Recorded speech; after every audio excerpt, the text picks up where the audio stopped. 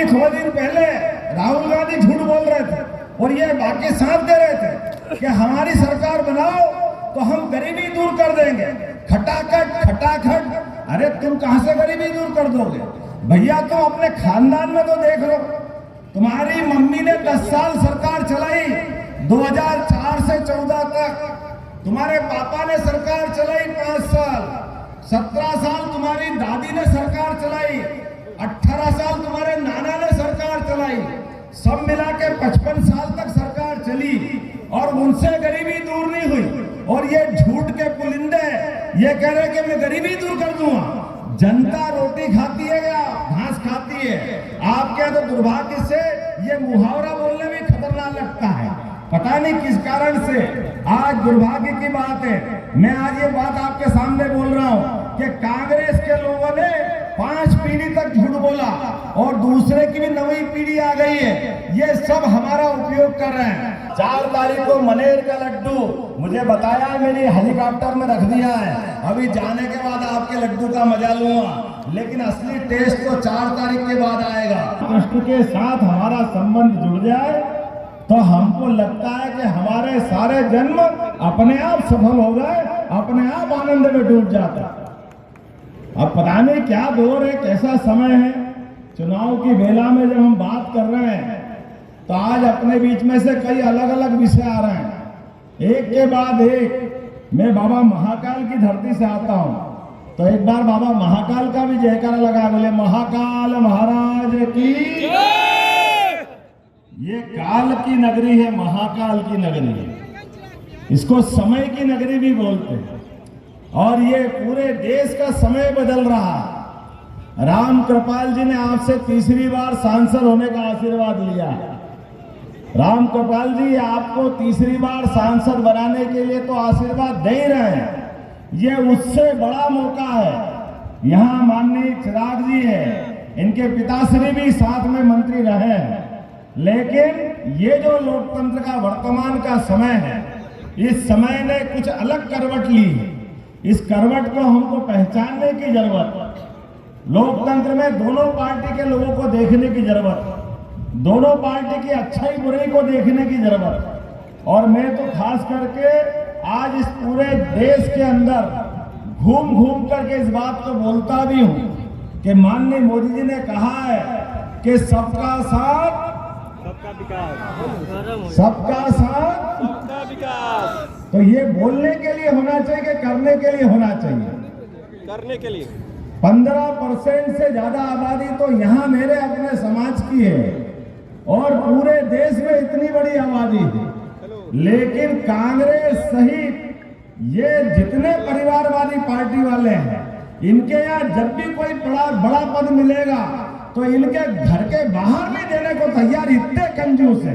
इतना छोटा सा हमारा उज्जैन, जहां मेरी आबादी तो 500 भी नहीं है, 2,80,000 वोट में से वोट है 2,80,000, लेकिन यशस्वी प्रधानमंत्री, जोरदार अभिनंदन करो माननीय नरेंद्र मोदी जी का, जिनके माध्यम से एक इतनी छोटी सी आबादी में भी इसे इतना बड़ा सम्मान देने का गौरव अगर किसी ने दिया है तो भारतीय जनता पार्टी वालों ने दिया है, ताकि मैं आपसे आके बात कर पा रहा हूं। ये जो गौरव देते हैं कि सबका साथ सबका विकास, केवल कहने के लिए नहीं, करके दिखाने के लिए।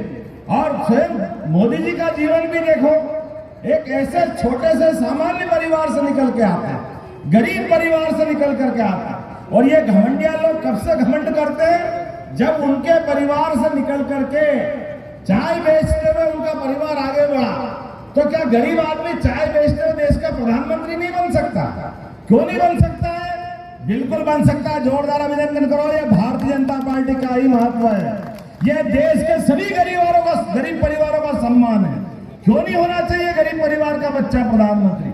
और मैं भी गरीब किसान का परिवार, आज आपके बीच में मध्य प्रदेश जैसे 8.5 करोड़ की आबादी का बहुत बड़ा राज्य, लेकिन मुख्यमंत्री बना करके ये सम्मान दिया, ये आप सबका सम्मान है, इस देश के गरीबों का, किसान का सम्मान है, जिसके नाते से मैं आपके बीच बात कर रहा हूं। और एक नहीं, दो नहीं, लगातार हमारे अपने मंत्रिमंडल के साथियों को देखिए, माननीय मोदी जी के मंत्रिमंडल के साथियों को देखिए, जो भी मंत्रिमंडल के सदस्य बने, वैसे तो कहते हैं इस देश के अंदर बड़ा दुर्भाग्य है कि आजादी के पहले इस देश से बिहार ने भी अपनी पहचान बनाई थी। देश की आजादी के लिए बड़ा कठिन संघर्ष किया और कठिन संघर्ष करने के बाद एक अलग पहचान बनाई और जो आराध्य हमारे हैं। लेकिन दुर्भाग्य से पहले अंग्रेज ने हमको जड़ों से काटा है, हमको हमारी जड़ों से जुड़ने नहीं दिया। किसी भी पाठ्यक्रम के अंदर हमको मौका देने के लिए अगर जरूरत पड़ती, आप बताओ, कोई भी स्कूल कॉलेज जा रहा है, आप में से जो पढ़ रहे हैं, हमारे भगवान राम, भगवान कृष्ण, ये स्कूल कॉलेज के पाठ्यक्रम में नहीं पढ़ाना, ये कौन सी फार्मूला है? ये फार्मूला अंग्रेजों का है। 1832 में लॉर्ड मैकाले ने हमको हमारे देवताओं से दूर किया, लेकिन आजादी के बाद 1947 आ गया, इसके बाद तो कर सकते थे, लेकिन कांग्रेस और उनके साथ वालों ने कभी हमारे देवी देवताओं का सम्मान नहीं किया, कभी हमारे जैसे समाज वालों को सम्मान नहीं किया। एक परिवार के अंदर 5-5 पीढ़ी हो गई प्रधानमंत्री बनते बनते, और झूठ कितने सफाई से बोलते हैं। अभी थोड़े दिन पहले राहुल गांधी झूठ बोल रहे थे और ये बाकी साथ दे रहे थे कि हमारी सरकार बनाओ तो हम गरीबी दूर कर देंगे, खटाखट। अरे तुम कहां से गरीबी दूर कर दोगे भैया? तो अपने खानदान में तो देख लो, तुम्हारी मम्मी ने 10 साल सरकार चलाई, 2004 से 14 तक। तुम्हारे पापा ने सरकार चलाई 5 साल, 17 साल तुम्हारी दादी ने सरकार चलाई, 18 साल तुम्हारे नाना ने सरकार चलाई, सब मिला के 55 साल तक सरकार चली और उनसे गरीबी दूर नहीं हुई। और ये झूठ के पुलिंदे ये कह रहे कि मैं गरीबी दूर कर दूंगा। जनता रोटी खाती है या घास खाती है? आपके तो दुर्भाग्य से ये मुहावरा बोलने में खतरनाक लगता है, पता नहीं किस कारण से। आज दुर्भाग्य की बात है, मैं आज ये बात आपके सामने बोल रहा हूं कि कांग्रेस के लोगों ने 5 पीढ़ी तक झूठ बोला और दूसरे की भी नई पीढ़ी आ गई है, ये सब हमारा उपयोग कर रहे हैं। आज भगवान की दया से भगवान कृष्ण का जीवन याद करो तो हम गौरव और गर्व से भर जाते हैं। जिसके जीवन में तकलीफ ही तकलीफ थी, भगवान का जीवन इतने कष्टों से भरा हुआ है, अपन एहसास करो कि एक ऐसे जीवन से निकले हुए भगवान कृष्ण जिनके पैदा होते ही जमुना जी में यशोदा माँ के जाते जाते, जो बच्चा जेल में पैदा हुआ, भगवान कृष्ण का जीवन तो देखो कितना कष्ट से भरा हुआ। और भगवान के जीवन में थोड़ा होश संभाला नहीं कि कभी पूतना जहर खिलाने आ जाती है, कभी बकासुर, कभी धेनासुर भारत से आया है, ये सौभाग्य जिनके कारण से। लेकिन दुर्भाग्य से इन सारी बातों को नकारने के लिए कांग्रेस ने लगातार षड्यंत्र किए और उनके साथ वाले भी ऐसे ही हो गए। दुर्भाग्य से जो अपने समाज का वोट लेते हैं, मुझे तो इस बात की प्रसन्नता है, आज आपके सबके सामने मैं जवाबदारी से कह रहा हूं कि यशस्वी प्रधानमंत्री का तीसरा वोट हमारा पहला वोट मिला, जिससे देश सुरक्षित हुआ, देश का गरीब सुरक्षित हुआ। देश के गरीब, आप बताओ इसमें कौन कौन खेती करते हैं, हाथ खड़े करके बताना, जो खेती करते हैं।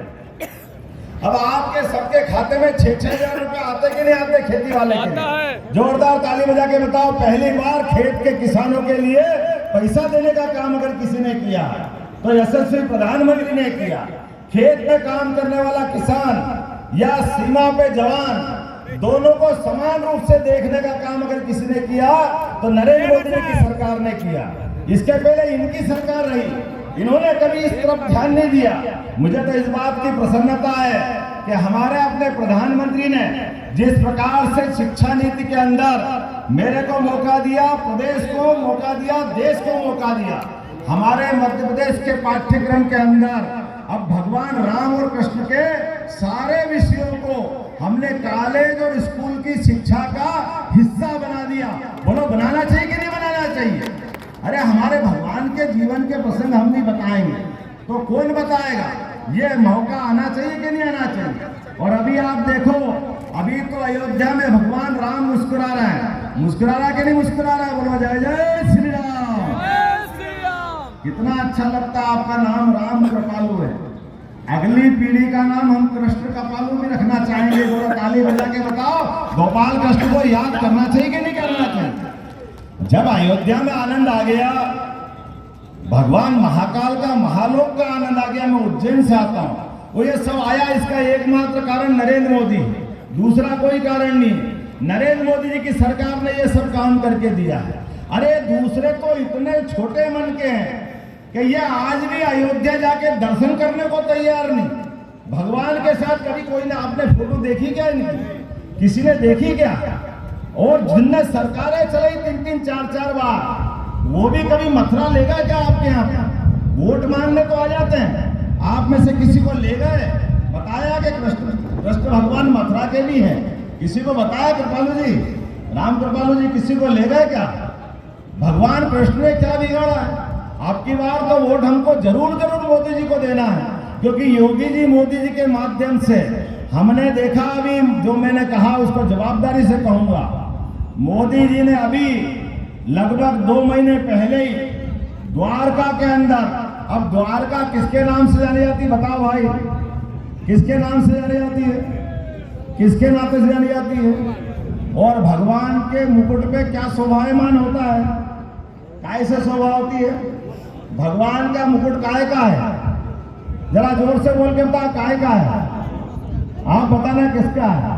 आप सबको मालूम है, लेकिन किसी प्रधानमंत्री की हिम्मत नहीं हुई कि वो द्वारका जाए। और द्वारका जाने के लिए भेंट द्वारका पहले हमको पानी के जहाज से जाना पड़ता था। अब मोदी जी ने एक पुल बना करके द्वारका जाने के लिए आप अपने वाहन से वहां तक जा सकते। बोलो द्वारकाधीश भगवान की। ये मौका मोदी जी ने दिया। और उससे बढ़कर के वो जो भेंट द्वारका भगवान कृष्ण वाली, वो पानी में डूब गई। अभी ऊपर समुद्र है, लेकिन उस डूबी हुई द्वारका के अंदर भी उम्र इतनी माननीय मोदी जी की, लेकिन हिम्मत और हौसला 56 इंच वाला।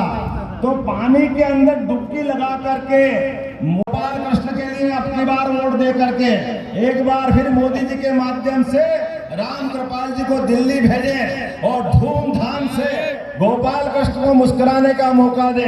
लोग कितनी लच्छेदार बात कर ले, कितना भी झूठ बोल ले, उनका साथ देने की जरूरत नहीं है, क्योंकि गोपाल कृष्ण का पूरा जीवन हमारे सबके लिए आदर्श है।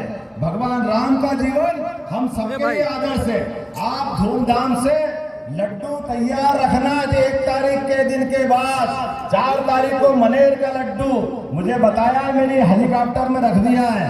अभी जाने के बाद आपके लड्डू का मजा लूंगा, लेकिन असली टेस्ट तो 4 तारीख के बाद आएगा। बोलो सब तैयार है? सब तैयार है? तो आपको निमंत्रण भी है उज्जैन का, बाबा महाकाल की नगरी का। हमारे ज्योतिर्लिंग दूसरा एक और है, ओंकारेश्वर ममलेश्वर महादेव का, और भगवान कृष्ण की शिक्षा स्थली का भी।